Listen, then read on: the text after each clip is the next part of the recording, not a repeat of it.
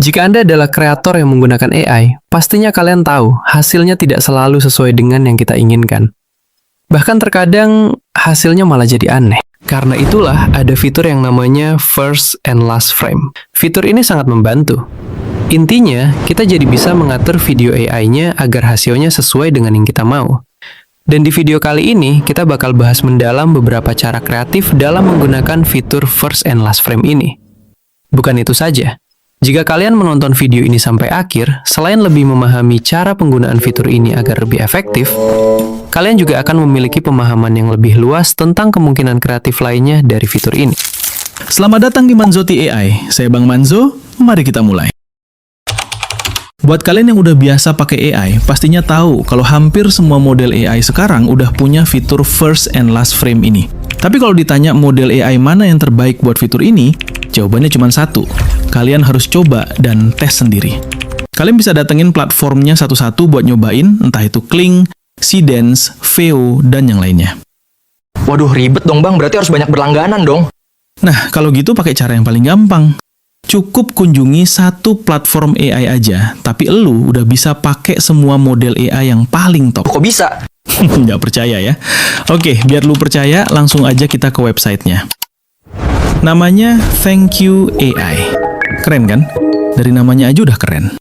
Bisa kalian lihat sendiri model-model yang terintegrasi di sini. Mau pakai Kling Pro, Kling Standar, Thank You Video dari Thank You AI sendiri, Veo, One, Pixverse, Seedance, atau Vidu, semuanya lengkap di sini. Kalian tinggal daftar aja pakai email, linknya udah saya taruh di deskripsi video. Begitu selesai daftar, di akun kalian nanti bakal otomatis terisi 100 kredit gratis. Mumpung masih promo, mending buruan sikat daftar aja dulu. Oke, sekarang balik lagi ke pertanyaan. Model AI mana yang paling jago untuk penggunaan fitur First and Last Frame?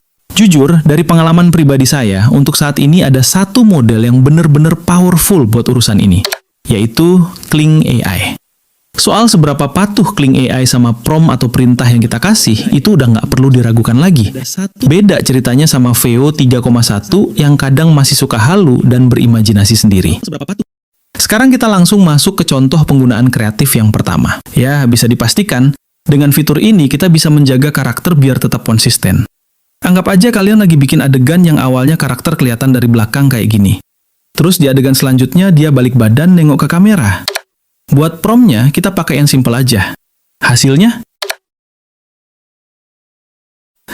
Tuh kan, malah jadi Bang Manzo KW. Ini wajar, karena AI-nya tidak tahu detail wajah karakternya. Dan sekarang dengan prompt yang sama, tapi kita sudah siapkan gambar buat akhir adegannya.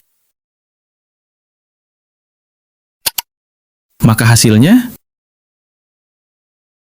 Bukan cuma bikin wajah karakter tetap konsisten, fitur ini juga bikin kita bisa menciptakan adegan yang benar-benar kita inginkan. Plus, ini juga sangat membantu kalau kita mau bikin durasi video jadi lebih panjang. Untuk merancang setiap adegan, pastinya kita harus menyiapkan semua gambarnya terlebih dahulu, baik untuk first frame dan last frame-nya. Saya pribadi menggunakan Nano Banana Pro. Seperti yang kalian lihat di bagian akhir video tadi, wujud saya berubah secara mulus menjadi seorang pria muda. Dengan fitur ini, kita bisa bikin adegan karakter morphing jadi apa aja. Untuk mendapatkan hasil morphing yang sempurna, gunakan latar belakang gambar dan ukuran gambar yang sama. Kalau gambar awal resolusinya 2K, maka gambar kedua harusnya sama. Di video saya yang lain, saya pernah ngebahas betapa bergunanya fitur ini buat seorang animator. Dan saya nggak akan bosan buat ngingetin lagi. Buat yang belum tahu, untuk bikin animasi 2 dimensi berdurasi 1 detik aja, kita butuh sekitar 12-24 frame gambar, tergantung teknik dan seberapa mulus pergerakan yang dimau sama animatornya. Dulu saya pernah bikin video animasi 2 dimensi sederhana yang terinspirasi dari karya kartunis Mana Nayastani. Saya suka banget sama gambar ilustrasi satirnya, salah satunya komik strip 4 panel ini. Waktu itu saya niat banget pengen menganimasikannya. Bayangin, saya harus ngegambar manual 12 frame cuma buat dapet adegan 1 detik. Video itu akhirnya kelar di durasi 34 detik. Artinya apa? Saya udah menggambar 408 frame. Belum lagi ngitung berapa banyak kesalahan pas ngegambar dan waktu yang habis terkuras. Intinya, walaupun hasilnya lumayan, tapi effort yang udah dikeluarin jujur aja bikin capek banget. Tapi sekarang, udah beda cerita. Semenjak ada fitur First and Last Frame ini, cuma butuh hitungan menit dan bermodal 4 gambar utama tadi, saya udah bisa bikin gambar ilustrasi satir karyanya Manane Stani ini jadi animasi 2 dimensi yang hidup.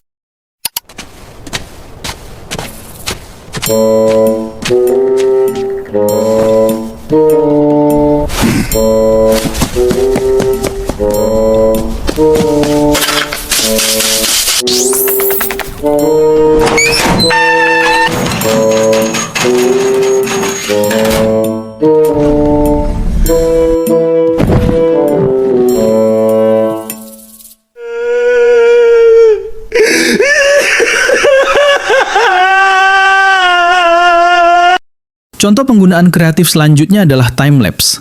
Tapi sebelum masuk ke situ, saya mau tunjukkan beberapa fitur penting yang bakal bikin alur kerja kita jadi jauh lebih gampang.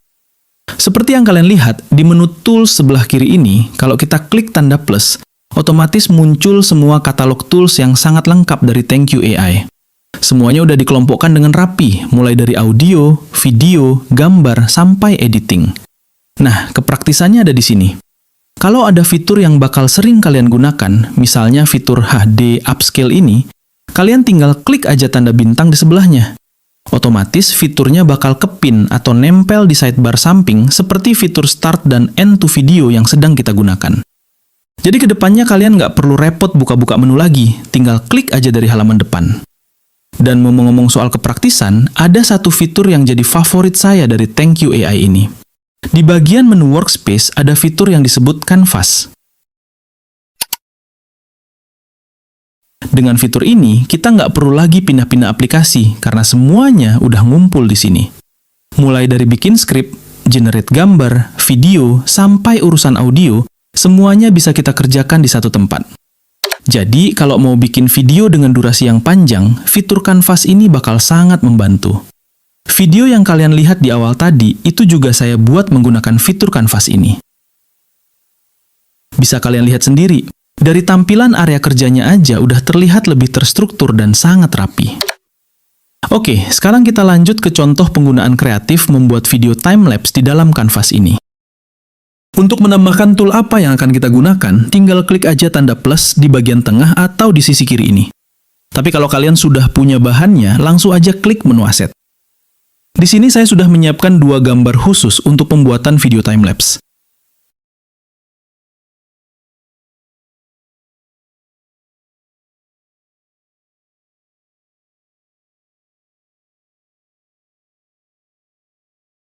Sekarang, buat merangkai gambar ini jadi satu video, klik lagi tanda plus ini, lalu pilih video. Setelah itu, hubungkan kedua gambar dengan menarik garis penghubungnya ke kotak video. Selanjutnya seperti biasa, masukkan prompt, atur durasinya, dan tentukan modelnya. Di sini saya coba pilih Kling 03 Pro, dan terakhir klik Generate.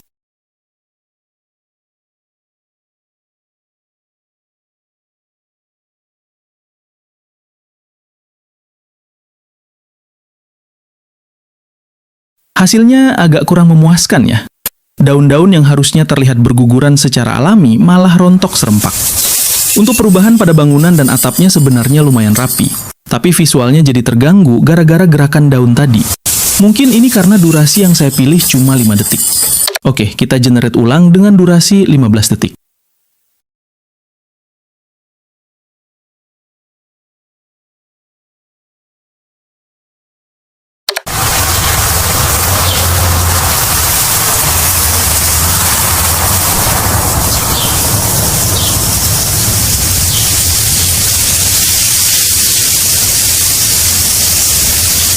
Nah, tuh kan, jadi beda hasilnya.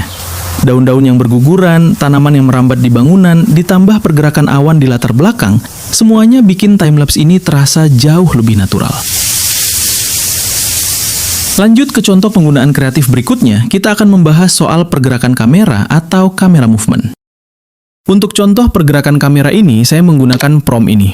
Seperti yang kalian lihat di layar, saya secara spesifik minta AI-nya buat ngikutin motor dari belakang, lalu kameranya menukik turun secara dramatis sampai close up ke arah roda dan knalpot. Dan ini hasilnya kalau kita cuma pakai satu gambar awal tanpa last frame. Walaupun di prompt udah dijelaskan secara spesifik, AI-nya tetap kesulitan nangkep imajinasi kita. Kameranya emang maju ngedeketin motor, tapi gerakannya kaku dan lurus aja. Sama sekali nggak ada kesan dramatisnya. Sekarang kita bandingkan. Kita generate ulang pakai prompt yang sama persis, tapi kali ini kita tambahin gambar close-up roda motor ini buat last frame-nya. Ibaratnya kita ngasih kunci jawaban visual yang jelas ke AI-nya. Lihat bedanya. Cuma gara-gara nambahin satu gambar di akhir, pergerakan kameranya jadi jauh lebih dinamis dan sinematik. Kameranya benar-benar menukik turun sampai sejajar sama ban motor. Ngepas banget sama apa yang kita mau di prompt. Contoh penggunaan kreatif yang keenam dan terakhir dari fitur first and last frame ini adalah penerapan untuk shoot iklan produk.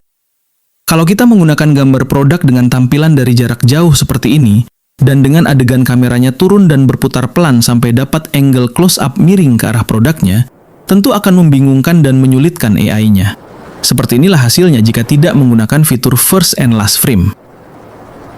Kameranya memang turun dan mendekat, tapi pergerakannya cuma sekedar zoom in datar aja. Sudut pandangnya tetap mentok dari atas, nggak ada efek memutar atau perubahan angle sama sekali.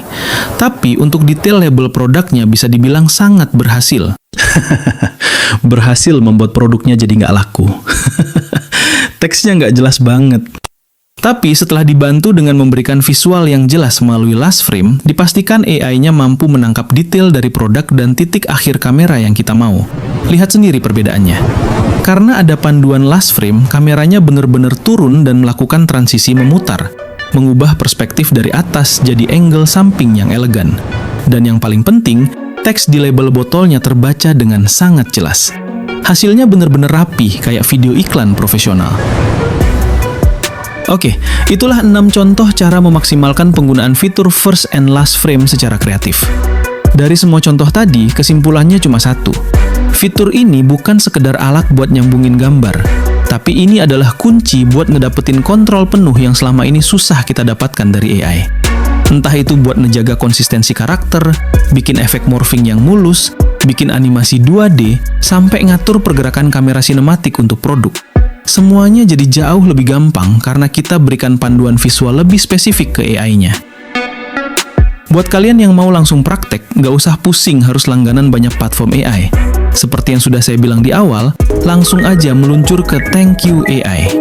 Kalian bisa cobain semua trik tadi pakai model-model AI top tier kayak Kling Pro, Seedance, sampai pakai fitur kanvas mereka yang super praktis. Semuanya di satu tempat. Mumpung masih ada promo, buruan klik link yang ada di deskripsi, daftar pakai email kalian, dan otomatis kalian bakal dapat 100 kredit gratis buat langsung bereksperimen. Kalau kalian ngerasa video ini bermanfaat, pastikan kalian klik tombol like dan subscribe channel Manzoti AI ini, biar nggak ketinggalan update dan info AI keren lainnya. Saya Bang Manzo, terima kasih sudah menonton. Sampai jumpa di video berikutnya.